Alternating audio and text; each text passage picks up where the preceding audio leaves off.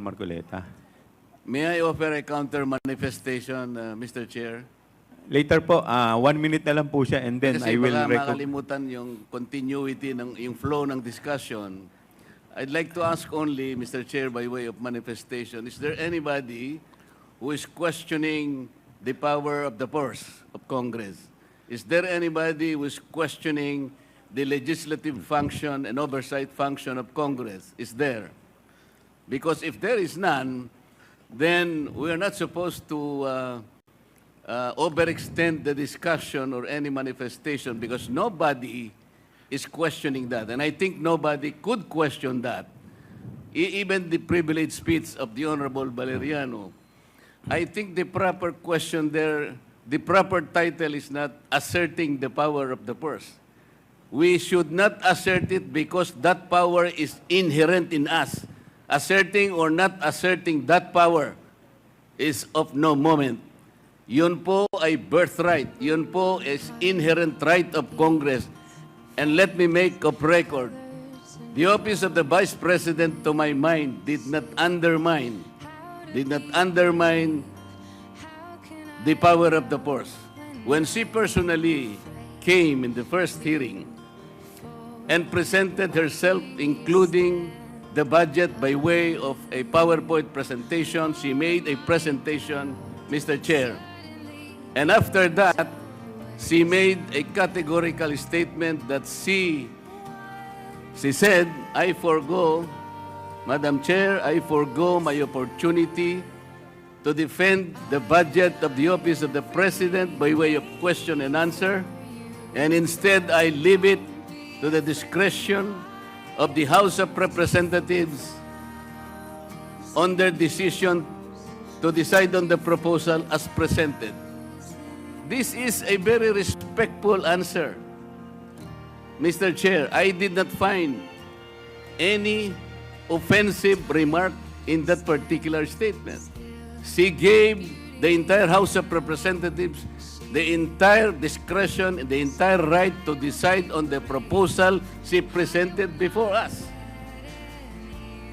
Why would we blame her for saying that she disrespected Congress? No, sir.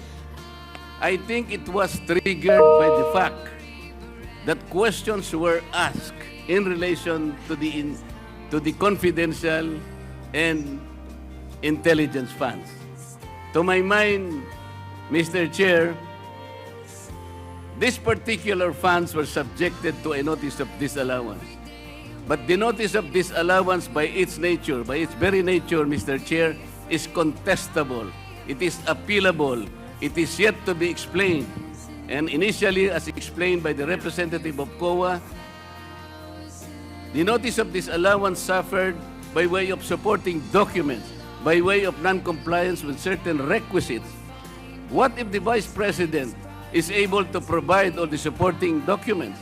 What if finally she is able to come up with the requisites required in order for you to consider that all these funds are eventually allowable and they are not disallowed? And chances are she may be able to do that. Hindi po final judgment ang notice of disallowance. As a matter of fact, based on COA's own representation the other day, the Vice President received the notice of disallowance only on August 24, 2024, which means, Mr. Chair, the Vice President has 6 months within which to reply and make an answer. That is correct, Madam COA.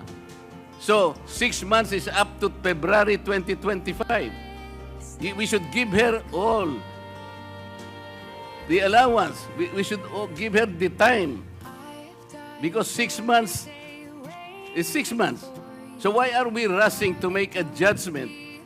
As a matter of fact, as I have already initiated earlier, Mr. Chair, when you said that anything we can discuss in this committee provided it is of public interest, and you said that intelligence funds and confidential funds are public interest. But I said because of our own rules, we should make a prior and preliminary determination that is directly and principally connected to malfeasance, misfeasance, or non-feasance. We have not made that determination. How can we now begin questioning whether or not the intelligence funds covered by an initial notice of disallowance is already directly and principally connected with nonfeasance or misfeasance or malfeasance.